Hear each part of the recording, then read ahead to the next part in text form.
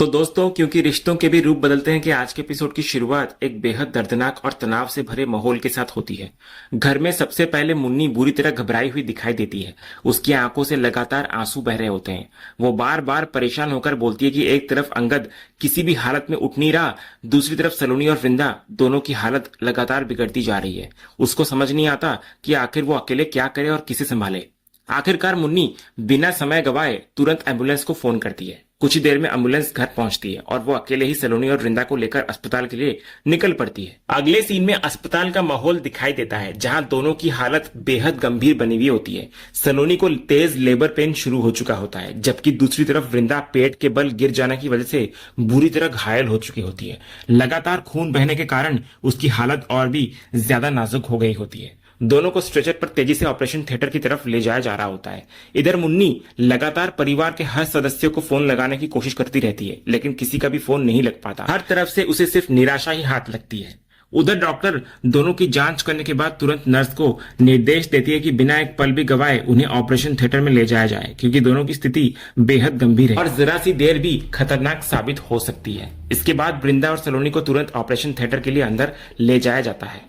इसी बीच एक नर्स बाहर आकर मुन्नी से पूछती है कि क्या वो दोनों मरीजों के साथ आई है। मुन्नी के हाँ कहते ही नर्स उसे दवाइयों की पर्ची थमाती है और साथ ही अस्पताल के इंश्योरेंस फॉर्म और बाकी सभी जरूरी कागजी कार्रवाई पूरी करने के लिए भी कहती है। नर्स ये देखकर हैरान होती है कि इतनी बड़ी जिम्मेदारी निभाने के लिए मुन्नी बिल्कुल अकेली है, वो भी इस हालत में। वो पूछती है कि परिवार का कोई और सदस्य उसके साथ क्यों नहीं आया। ये सवाल सुनते ही मुन्नी को याद आता है कि उसने घर पर अंगद को जगाने की कोशिश की थी बहुत, ताकि वो वृंदा और सलोनी को अस्पताल लेकर जा सके, लेकिन अंगद नशे की हालत में बेसुध पड़ा हुआ था और उसे कुछ भी होश नहीं था। मुन्नी फिर खुद को संभालते हुए नर्स से कहती है कि इस समय उसके साथ कोई नहीं है, इसलिए उसे अकेले ही सारी जिम्मेदारियां निभानी होगी। इसके बाद वो तुरंत दवाइयां लेकर वापस आती है। नर्स फिर उसे एडमिशन फॉर्म देती है, जिसको वो बैठकर भरने लगती है। इसके बाद एक के बाद एक अस्पताल की सारी औपचारिकताएं उसी के जिम्मे आ जाती है। कभी दवाइयां लाना, कभी कागज भरना, कभी साइन करना। मुन्नी बिना रुके लगातार सब कुछ अकेले संभालती रहती है, लेकिन लगातार भागदौड़ और तनाव आखिरकार उसके शरीर पर भी असर दिखाने लगता है। जब वो एक और फॉर्म भरने के लिए बैठती है, तभी अचानक उसे भी तेज लेबर पेन शुरू हो जाता है।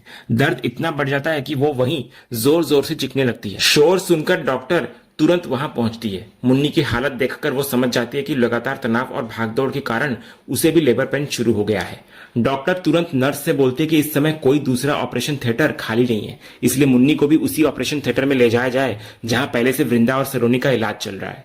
इसके बाद एक बेहद भावुक दृश्य सामने आता है, जहां एक ही ऑपरेशन थिएटर में वृंदा, सलोनी और मुन्नी तीनों जिंदगी और मौत की लड़ाई लड़ रही होती हैं। तीनों असहनीय दर्द से गुजर रही होती है और डॉक्टरों की पूरी टीम लगातार उन्हें बचाने की कोशिश कर रही होती है। काफी देर तक दर्द सहने के बाद सबसे पहले वृंदा और सलोनी अपने अपने बच्चों को जन्म देती हैं, लेकिन दूसरी तरफ जैसे ही मुन्नी का बच्चा जन्म लेता है, डॉक्टरों के चेहरे का रंग बदल जाता है। वे घबराकर बच्चे को देखते हैं और कहते हैं कि बच्चे की सांस नहीं चल रही और आखिर रो क्यों नहीं रहा है वो। ये बात दूर लेटी हुई मुन्नी भी सुन लेती है और उसके चेहरे पर डर साफ दिखाई देने लगता है।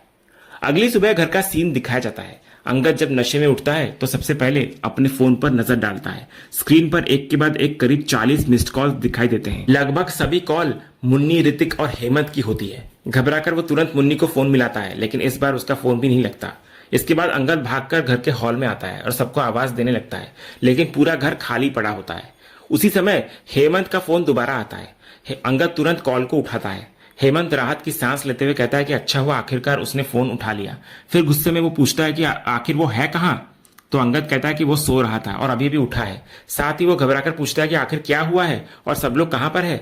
ये सुनते ही हेमंत का गुस्सा फूट पड़ता है। वो डांटते हुए कहता है कि क्या उसका दिमाग खराब हो गया है। एक तरफ वृंदा, सलोनी और मुन्नी तीनों अस्पताल में जिंदगी और मौत से लड़ रही हैं और दूसरी तरफ वो आराम से सोता रहा। हेमंत कहता है कि पहले वृंदा और सलोनी को लेबर पेन शुरू हुआ, फिर पूरी रात मुन्नी अकेले दोनों को संभालती रही। अस्पताल से अभी अभी खबर मिली है कि मुन्नी को भी लेबर पेन शुरू हो गया है और अब तीनों अस्पताल में भर्ती हैं।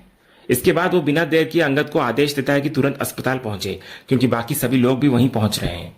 अगले ही पल अस्पताल का सीन दिखाया जाता है। अंगद तेजी से अस्पताल पहुंचता है, जहां हेमंत, ऋतिक, देव और पूजा पहले से मौजूद होते हैं। सभी लोग घबराकर नर्स से तीनों के बारे में पूछ रहे होते हैं। तभी डॉक्टर बाहर आकर पूरे परिवार को देखते ही नाराज हो जाती है। वो कहती है कि आखिर अब सबको आने की फुर्सत मिली है। इतने बड़े और प्रतिष्ठित परिवार से होने के बावजूद उन्होंने अपने घर की महिलाओं को इस हालत में बिल्कुल अकेला छोड़ दिया। तभी ऋतिक तुरंत सफाई देते हुए कहता है कि परिवार में अचानक एक बड़ी परेशानी आ गई थी, जिसकी वजह से सब लोग उसमें उलझ गए थे। वो डॉक्टर से हेल्प करने की विनती करता है, लेकिन डॉक्टर साफ बोलती है कि चाहे कोई भी वजह रही हो, सच यही है कि तीनों महिलाओं को बेहद नाजुक हालत में अकेला छोड़ दिया गया। पूरी रात मुन्नी अकेले अस्पताल में भागती रही, कभी दवाइयां लाई, कभी फॉर्म भरे, तो कभी सारी औपचारिकताएं पूरी की। दूसरी तरफ वृंदा की हालत लगातार बिगड़ती जा रही थी। उसकी ब्लीडिंग रुकने का नाम नहीं ले रही थी, लेकिन उस मुश्किल वक्त में उसके साथ खड़े होने वाला परिवार का एक भी मेंबर मौजूद नहीं था।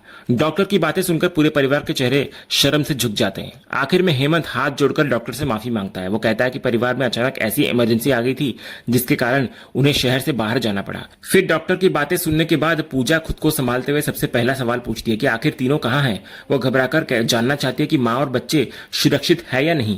तो डॉक्टर सिर्फ इतना बोलती है कि आप लोग खुद जाकर अंदर देख लीजिए। इसके बाद पूरा परिवार वार्ड के अंदर पहुंचता है। सबसे पहले मुन्नी की नजर ऋतिक पर पड़ती है। उसको देखते ही वो खुद को रोक नहीं पाती और फूट फूट कर उसके गले लगकर रो पड़ती है। वो बार बार यही पूछती है कि आखिर वो कहाँ रह गया था जब उसे उसकी सबसे ज्यादा जरूरत थी। तो ऋतिक भी अपराध बहुत से भर जाता है। वो मुन्नी से माफी मांगते हुए कहता है कि सबसे मुश्किल वक्त में उसे अकेला छोड़कर जाना उसकी सबसे बड़ी गलती थी। अब वो वादा करता है कि आगे से कभी भी उसे अकेला नहीं छोड़ेगा। फिर वो घबराकर पूछता है कि वो ठीक तो है ना। इसके बाद ऋतिक की नजर अपने बच्चे पर जाती है। वो उत्सुकता से पूछता है कि उनका बच्चा बिल्कुल ठीक है ना। तो मुन्नी मुस्कुराते हुए सिर हिलाकर हाँ में जवाब देती है। ऋतिक फिर मुस्कुराकर पूछता है कि उनकी बेटी हुई है ना। तो इस बार भी मुन्नी हाँ कहती है। फिर मुन्नी प्यार से बोलती है कि एक बार अपनी बेटी को गोद में लेकर तो देखो। इतना सुनते ही ऋतिक अपनी नन्ही बेटी को गोद में उठा लेता है। उसको देखते ही उसकी आंखों में खुशी छलक पड़ती है। वो बड़े प्यार से अपनी बेटी को निहारते हुए कहता है कि अब उसकी राजकुमारी हमेशा राजकुमारी की तरह ही रहेगी। फिर वो मुन्नी के पास बैठकर अपनी बेटी से कहता है कि मम्मा और पापा उसे दुनिया का सबसे ज्यादा प्यार देंगे। इसके बाद वो बच्ची को पूजा की तरफ करके मुस्कुराते हुए पूछता है, क्या ये बिल्कुल मुन्नी जैसी नहीं लग रही। तो पूजा भी मुस्कुराकर हामी भरती है, लेकिन मुन्नी तुरंत बोलती है कि नहीं, बेटी बिल्कुल अपने पापा पर गई है। ऋतिक हंसते हुए कहता है कि नहीं, ऐसा फैसला करना मुश्किल है। तो सबसे सही बात यही होगी कि बेटी दोनों पर गई है, दोनों का बराबर हिस्सा उसमें दिखाई देता है। इतना कहते ही दोनों एक दूसरे के गले लग जाते हैं और पूरा माहौल कुछ पल के लिए भावुक होने के साथ साथ खुशियों से भी भर जाता है। दूसरी तरफ देव सीधे सलोनी के पास पहुंचता है। वो बेसब्री से सिर्फ एक ही सवाल पूछता है कि बेटा हुआ है ना। तो मुन्नी हाँ कहती है। देव खुशी के मारे झूम उठता है। वह तुरंत भगवान का शुक्रिया अदा करता है और कहता है कि आखिर उसका बेटा और उसका वारिस इस दुनिया में आ ही गया। इसके बाद वो खुशी खुशी परिवार के एक एक मेंबर के पास जाकर सबसे गले मिलने लगता है।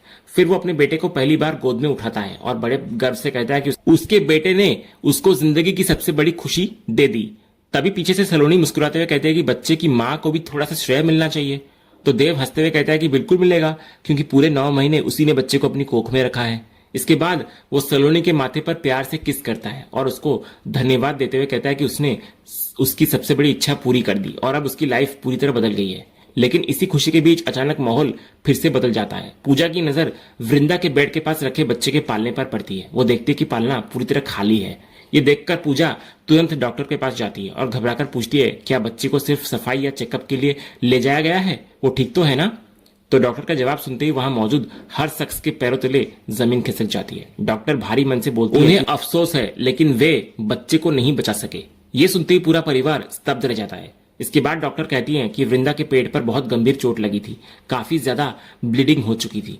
डॉक्टरों ने अपनी तरफ से पूरी कोशिश करी, लेकिन तमाम प्रयासों के बावजूद बच्चे की जान नहीं बचाई जा सकी।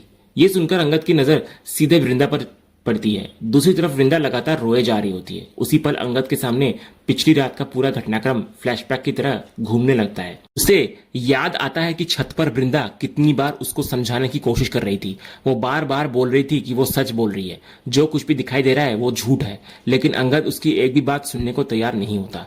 जब अंगद गुस्से में वहां से जाने लगा तब वृंदा ने उसको रोकने के लिए उसका हाथ पकड़ लिया था, लेकिन अंगद ने झटकते हुए उसका हाथ छुड़ा लिया और वहां से निकल गया। वृंदा भी उसके पीछे पीछे उसे रोकने दौड़ी, लेकिन तभी उसका पैर फिसल गया और वो सीधे पेट के बल जमीन पर गिर पड़ी। फ्लैशबैक खत्म होते ही डॉक्टर परिवार से कहती है कि वृंदा अभी बहुत कमजोर है, उसे पूरी तरह आराम की जरूरत है, इसलिए फिलहाल सभी लोग बाहर चले जाएं। इसके बाद सभी लोग कमरे से बाहर निकल जाते हैं। जैसे ही अंगद बाहर आता है वो खुद को संभाल नहीं पाता। वो वहीं फूट फूट कर रोने लगता है। ऋतिक, पूजा और परिवार के बाकी लोग उसको संभालने की कोशिश करते हैं।